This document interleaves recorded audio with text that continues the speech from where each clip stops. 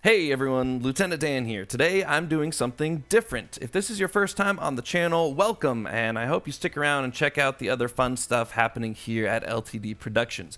If you've been here before, you know that this is not the normal content for this channel. Quick explanation, there's always going to be a high-effort cinematic gameplay adventure series on the channel. Right now, that's Lieutenant Dan Survivor in 7 Days to Die.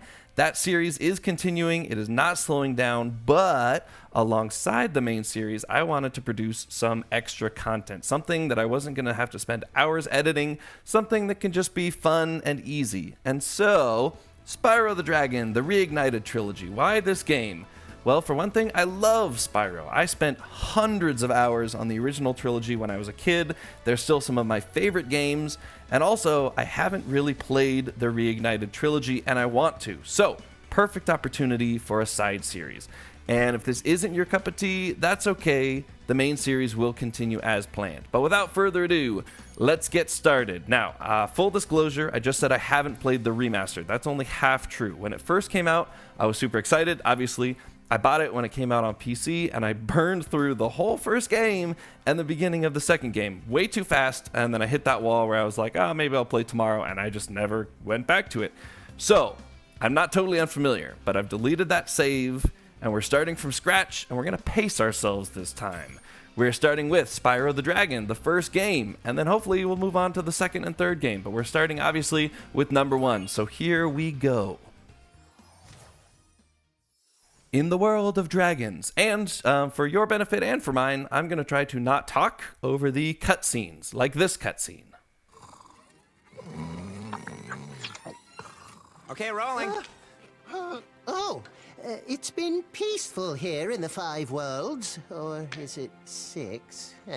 For a dragon's age, we now have 12,000 treasure, or is it 14,000? What about this Gnasty Gnorc character?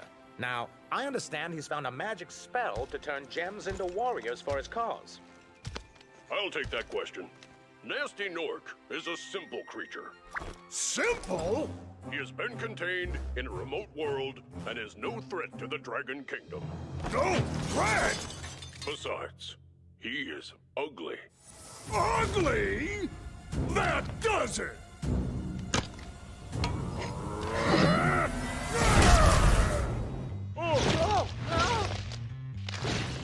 Huh? Looks like I've got some things to do.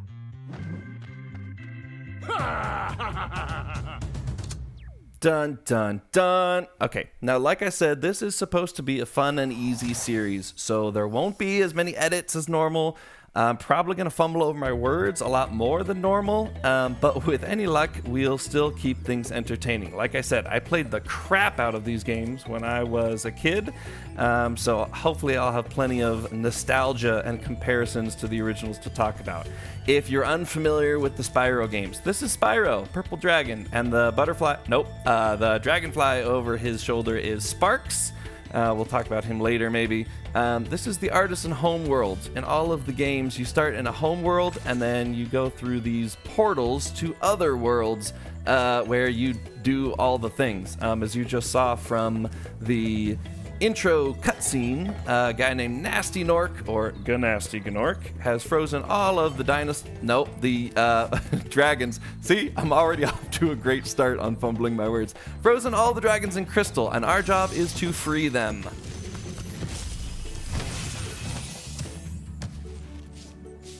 Long pause. Okay. Thank you for releasing me, There we Spyro. go. Free 10 dragons in the Artisan world, then find the balloonist. He'll transport you to the next world. What about Gnasty Gnorc? I'm going after him. Find dragons first. That's all I can tell you. And especially in the early game, the dragons that you rescue also kind of act as the tutorial, if you will, as well as some of the first levels. Now, as a dragon, we can charge with our horns, we can breathe fire, we can jump, we can glide. As I said, our goal is to rescue the dragons, and we're also collecting these gems. Gems are scattered throughout the levels, and they're also, I don't know if you caught in the introduction, they said that Gnasty Gnorc is turning gems into enemies, his soldiers. So, like this guy, well, he has more gems because he's like a thief, I guess. He's got a bag, but there we go, boom. So I got gems from him. These guys will also give me gems. Boop. And in this homeworld, all of the enemies are super tame. They're not actually going to attack me, which is fine. In later ones, they do get more aggressive and they do attack you. Let's get up here. Oh, ow. Let's get up here. Grab these guys. Whoop, whoop, whoop. Okay, and then there's I almost said a dinosaur again. There's a dragon right here we can rescue. Nice. Delbin. Where's Gnasty Gnorc? I'll torch him. Keep your horns on, Spyro. You have much to learn first. Do you know what the dragonfly following you is doing? His name is Sparx, and he's helping and protecting you. Keep an eye on him and see what I mean. Hey, so like I just said, Sparx, the dragonfly, not the butterfly. He is actually your health indicator. He's gold now. If you take damage, he turns blue. And then if you take damage again, he turns green. And if you take damage again, he's gone. And you restore your health by killing innocent creatures that give you butterflies. And then those butterflies give Sparx/you health. And let's do like a, nope, okay. Try that again. Whoop, whoop, whoop. Hey, there we go. Now, I should point out, I already mentioned, I am playing on PC. I am a PC gamer, but I am playing on a controller, an Xbox One controller. And I'm playing on a controller because to play Spyro the Dragon with mouse and keyboard would be madness. Mouse and keyboard is for shooters and strategy games, and controllers are for platformers and racing games, which is why I struggle so much with GTA 5, because it is both a shooter and a racing game.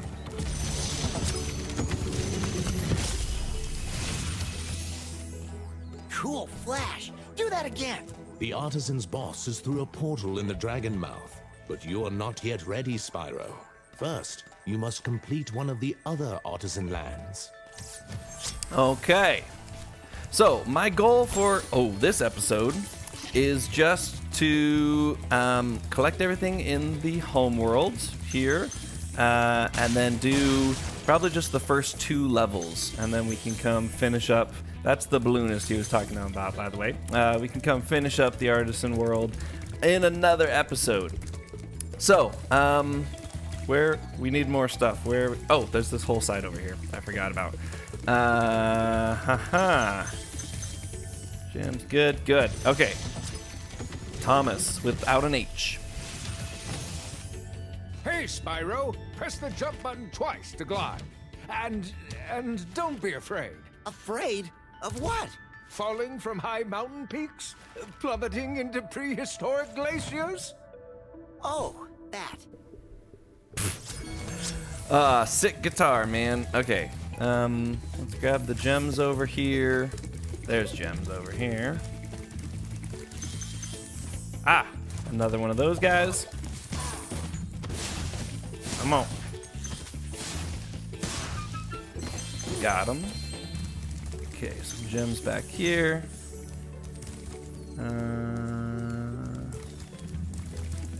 I think we gotta go up. In a whirlwind, we go up. And there is another level. We're not gonna do that just yet. Let's see if we can't get all of the gems and 100% this homeworld.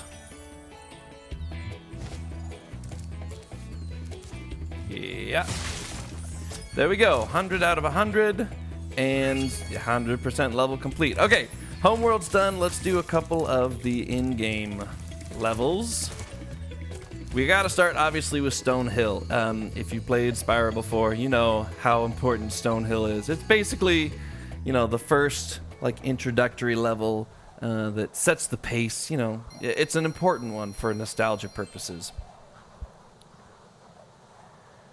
Now, I will talk some throughout this series about the differences between the originals and the remaster, you know, the nostalgia factor, what I like, what I don't like, but I do feel like I should clarify up front that overall, the remaster of Spyro, from what I've seen so far, is really a good thing. I'm not gonna say that it's, you know, exactly what I personally wanted from a remaster of a game that is very near and dear to my heart, but overall it is very, very good. I appreciate that they stayed true to the original in pretty much everything. Yeah, there's lots of cosmetic upgrades and they, you know, made subtle changes here and there, but overall it's a really good thing, and I'm really glad they did it because, you know, it gives me hope that, you know, my son or any other future children might one day want to play this game, and I can be like, hey, you should check out this hidden area because it's a good one. For instance, I almost forgot. You go down this well. Aha! It's not really a hidden area, I guess. You're supposed to go here. Gavin. Watch the dragonfly, Spyro. His color indicates his power. When he eats Look at that butterflies, stash. he stays strong, like me. Sure. I don't know why a dragon has a mustache, but whatever. All right, this chest I cannot open because it's locked, and I need to find the key, which of course is hidden somewhere around the map. All right, let's go this way first. I already did this room. Boom, dragon.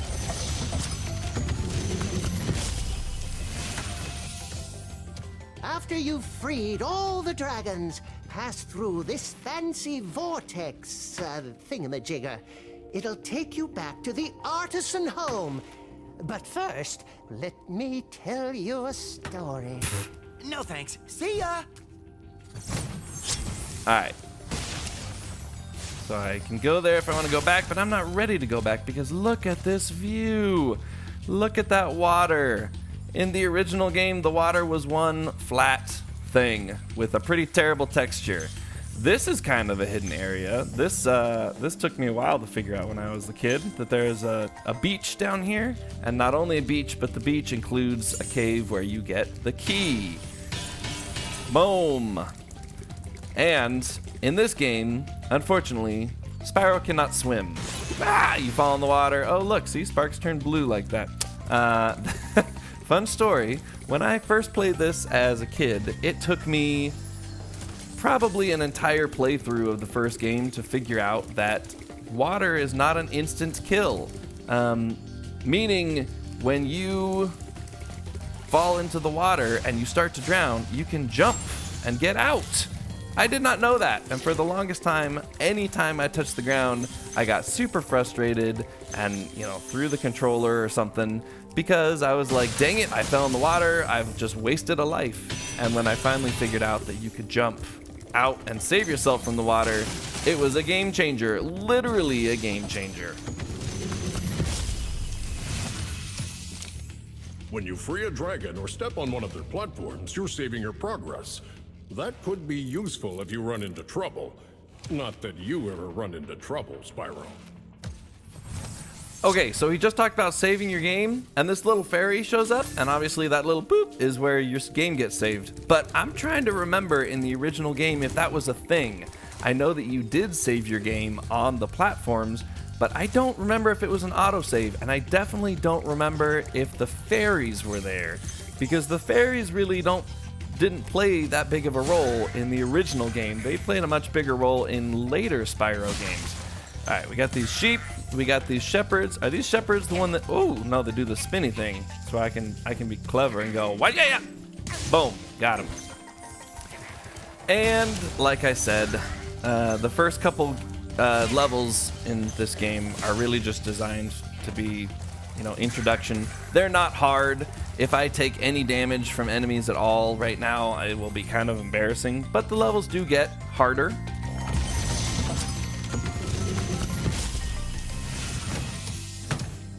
Spyro, my friend, how about a hint on gliding? You bet. For the longest glide, press the jump button at the top of your jump, and try pressing the action button to drop down mid-flight. Good advice, good advice. So yeah, I'm sure I will take more damage in future levels. I'm not gonna say that I'm forcing myself to make this a zero deaths playthrough, because I don't know, there's probably gonna be things that kill me at some point. Oh dang it, I missed a box. But I will certainly try my best not to die. I won't do anything too reckless. And again, I played this game a lot when I was a kid, so I'm fairly familiar with the level designs and how things work. Every time I go up those twisties, the whirlwinds, I keep wanting to press the flame button. That's something that they changed from the original to this one, because in the original you could press the flame button while going up a whirligig, and it would, you know, you would blow fire, and that was always fun because you could blow fire while spinning around. But they got rid of that for whatever reason. Let's grab these gems. If you heard, there was a guy going nah nah nah nah nah. That is an egg thief, and we will deal with him in just a minute. But first, I'm going to, make sure that we collect all of the gems, because if I chase this guy around a billion times, I want to make sure that I don't miss the gems. Okay, look at out here. See the distant land? Oh, we can't go past this spot, and that was always part of the game. But this is like the first time in the game that they had a distant land thing. Now, back in the day, it was just a flat 2D thing. The remaster looks much better, but that imagination sense of, wow, look out there, you could, you know, there's probably other cities and other cool stuff. That was pretty cool for, you know, 10-year-old me. I think I played this game when I was about 10. Here's some gems. All right, that's our egg thief. We'll deal with him in a minute. First, I want to get these gems. Where are we missing? We're missing something.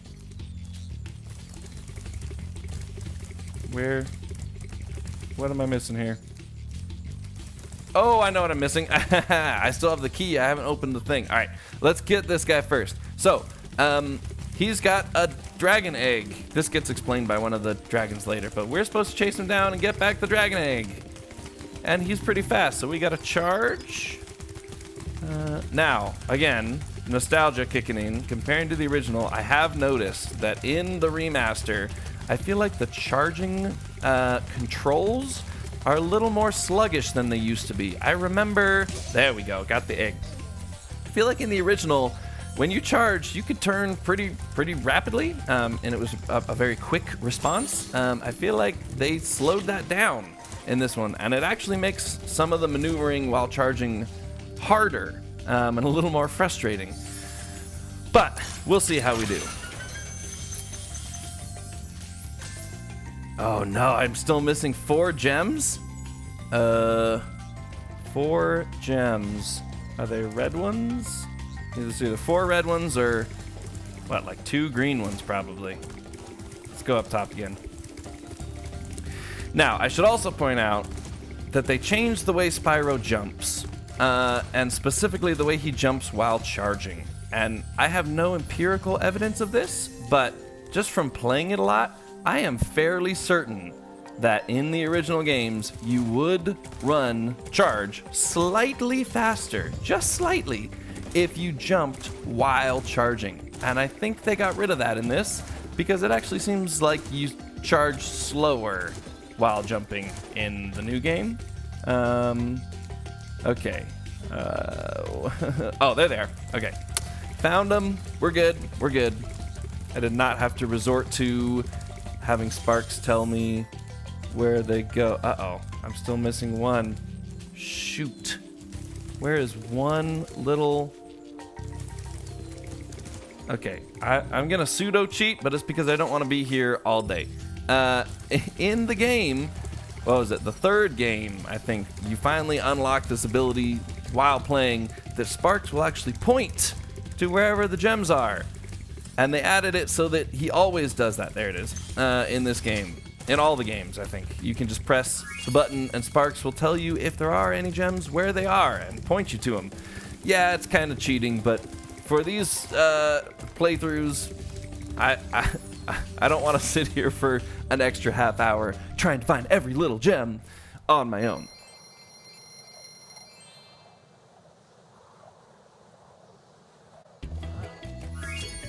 Okay, look. Oh, the world reset. The world's reset every time you go in, except for obviously the gems and stuff. Now, when you kill enemies, they just give you these little orbs, which just add up, and you eventually get an extra life. That's not that fancy. But at least the world's not completely empty. That would be a bummer. Okay, second level that we're doing today is Town Square. This is actually one of the levels that I always forget about. Like regularly in the original game and in the remaster game, I'm always like, oh right, I forgot about this level. It's just not that memorable to me.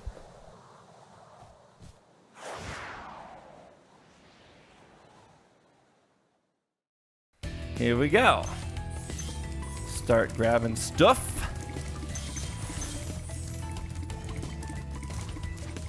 Jump, jump, jump.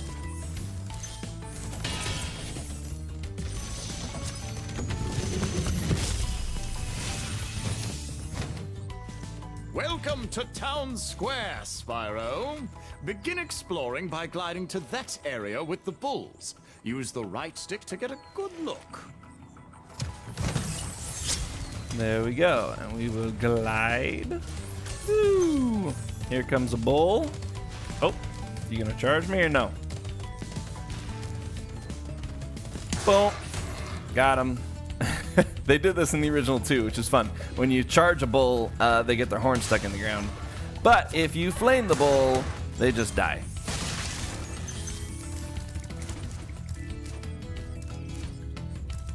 So, this is the first Spyro game, Spyro the Dragon, which is a great game and was a great game. Also, I've opened a couple of these already, but these are extra lives, just FYI. But I will say, Spyro the Dragon was not my favorite game of the trilogy. My favorite was definitely Ripto's Rage, that's number 2. And as we play through these, hold on. Thanks, Spyro. I had the worst itch on the tip of my wing. Did you know that you get your longest glides we by already pressing know that. the jump Also, he has a button cake at the that very says, top "Thanks, of your Spyro." jump? Why does he have a cake that says, "Thanks, Spyro," if he just got frozen?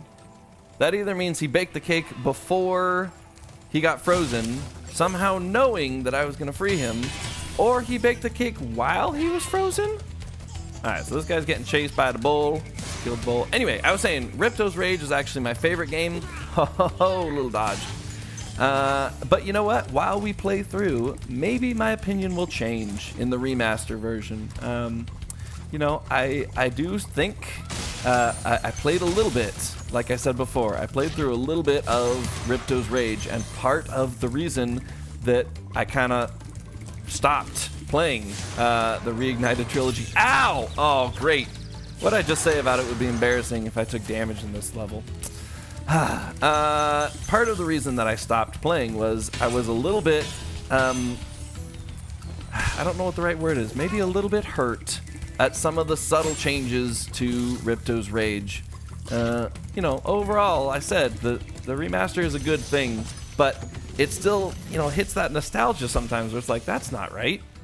Spyro, did you see a man dressed in blue running around here? He's a thief, and he's stolen a dragon egg. You've got to track him down and get that egg. Run, run! I'm getting a little winded. All right. So we already have tracked down one. Oh, we can't jump in there. We've already gotten one egg thief, but we will get another one here. It's this way. Yay, that was a close one. All right, let's not worry about him right now. Let's get the gems. He'll just run from us anyway. Here we go. So maybe my opinion will change while we're doing this, but I have to be honest, I was a little sad about some of the changes they made to Ripto's Rage, but we'll get to that later. He went down there. Why did he go down there? Can we like glide down and nope. Oh, I did. I got him. Apparently he tried to jump back up and I flamed him. Okay, I don't think that's how you were supposed to do that. But it is how I did that. And now I gotta run all the way back. Oh, forgot about that. Fun fact, when I did burn through the first game of the Reignited Trilogy, that pit back there was the first death. Because I forgot it was there and I fell straight to the bottom and drowned, because in that case you do drown because there's no place for you to jump. Alright, let's get over here. Oof, that was close. I think they changed the glide mechanics a little bit compared to the original as well. I've noticed a couple times I haven't made jumps that I feel like I should have. Alright, we got all the gems. We got the egg. Thor with the hammer. No, just a bucket. Thank you for releasing me, Spyro. You can always check your progress by accessing the guidebook through the pause menu. Nice. Okay, 100% level complete. That's what I like to hear. Let's return home. All right, so I think what we're gonna do now is go ahead and put a pin in this. Get back to the Artisan Homeworld. There we go. And I think we're gonna stop this episode here and save the other levels of the Artisan world until next time. So, actually, let's look at the guidebook. We've done Artisan 100%, Stonehill 100%, Town Square 100%. Oh, it doesn't show you the levels that you haven't gone to. There's one level over in that hedge area. Then we gotta beat the boss, who's over here. What's his name? Toasty, I think? Toasty, yes. We gotta beat Toasty. And then, if we really want to 100% this game, which I do. I mean, I'm not gonna like force myself to like, no, I'm gonna 100% the game. I am. But there is a hidden flying level over here. And for some reason I suck at the flying levels, so that might take some editing down unless I somehow do it really well on like the first or maybe second try. But we'll do all of that in the next episode. We are gonna stop. We're gonna take a perch. We're gonna do a nice little cinematic look. Nope, get out of here, you fairy lady. All right, we'll go back over here. Do a nice cinematic look. There we go. And we will continue this adventure next time. Thank you guys for watching. Like I said, hope you stick around and check out other stuff going on at the channel. And, you know, leave a comment. I would love to hear how you guys feel about extra content, how you guys feel about Spyro the Dragon and this series in particular. So feel free to leave a comment and I should respond. Would love to hear from you guys. I will see you next time.